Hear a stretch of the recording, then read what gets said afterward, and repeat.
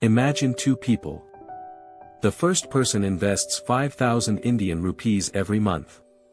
Not once, not twice. Every single month. For 20 years. The second person waits. He keeps searching for the perfect time. The perfect market. The perfect opportunity. 20 years later. The first person has built wealth. The second person is still waiting.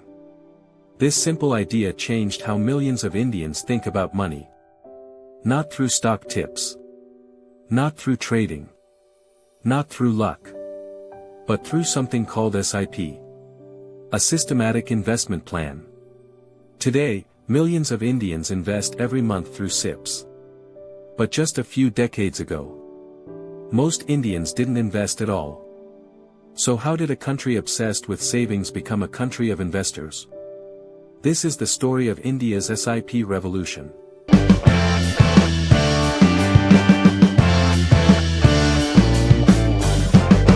Chapter 1: India before SIPs. For most of India's history, investing was not a part of middle-class life. If a family earned money, they saved it.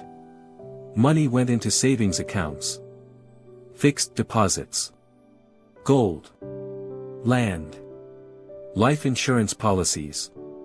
These weren't just financial choices, they were cultural habits.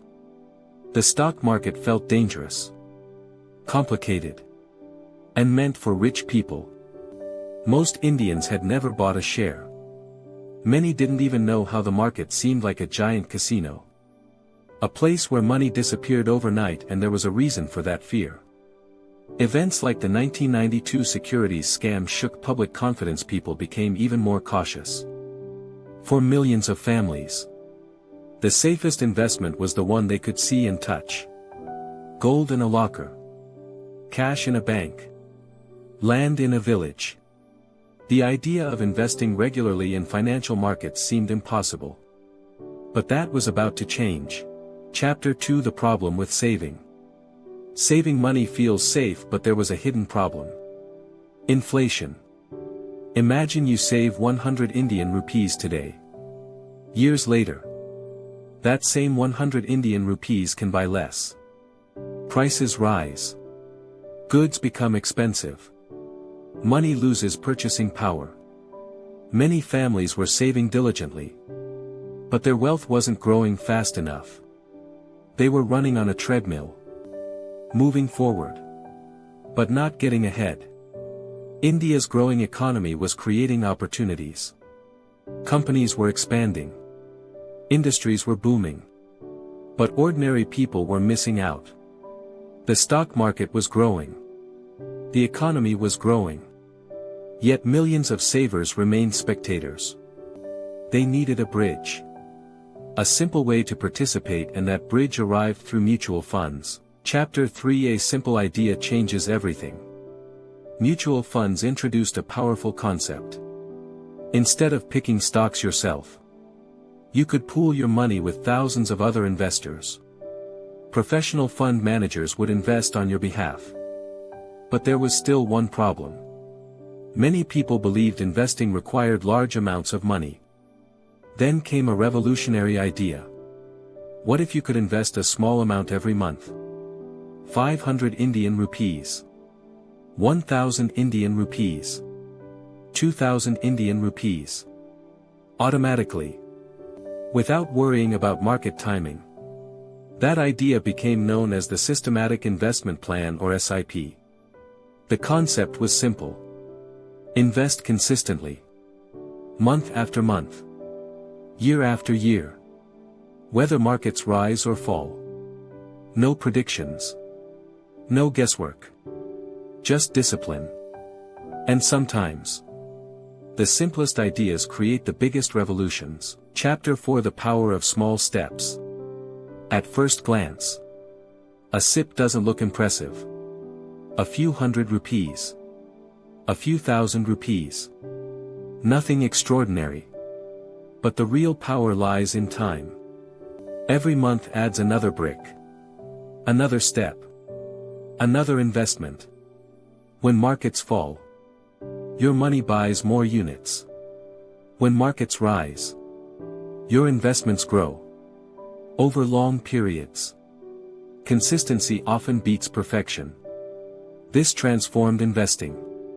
People no longer needed to be experts. They didn't need financial degrees. They didn't need to predict the future. They only needed patience. For the first time, the stock market became accessible to ordinary families. Teachers, engineers, shopkeepers, office workers, students starting their careers. Everyone could participate. Chapter 5: The Digital Revolution. Then technology accelerated everything. The internet arrived. Smartphones arrived. Online investing became possible.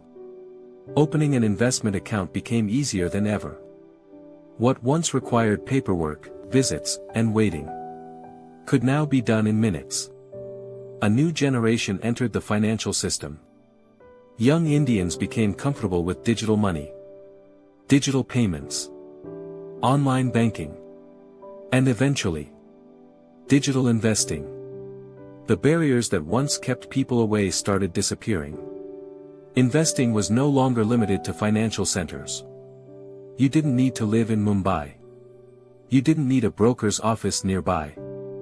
You only needed a smartphone and an internet connection. Chapter 6: The Pandemic Boom. Then came 2020. The world stopped. Markets crashed. Fear spread everywhere. But something unexpected happened. Millions of Indians began learning about investing. People spent more time online. Financial education exploded. Investment platforms became easier to use. And a new generation entered the markets. For many, their first investment wasn't a stock. It was SIP. A simple monthly commitment. The number of SIP accounts surged. Monthly contributions reached record highs. What had once been a niche financial product was becoming a national habit. India was no longer just a nation of savers. It was becoming a nation of investors. Final chapter: The Future. India's investing journey is still beginning. Millions of people have yet to start investing. Millions more are taking their first steps. The next decade could bring even greater participation, more awareness, more technology, and more financial inclusion. But the lesson remains the same. Wealth is rarely built in a day. It is built through habits, through patience, through consistency.